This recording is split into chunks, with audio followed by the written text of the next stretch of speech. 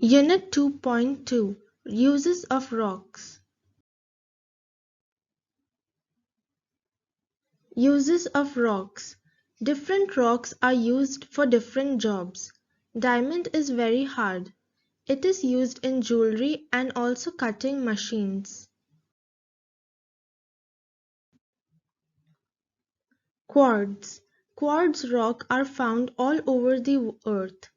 Clock and radios use quartz. Slate. Slate is hard and smooth.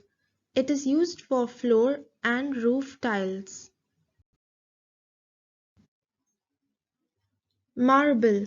Marble is hard, strong and smooth rock. It is used in many types of decoration and buildings. Granite. Granite is very strong. It is often used in buildings.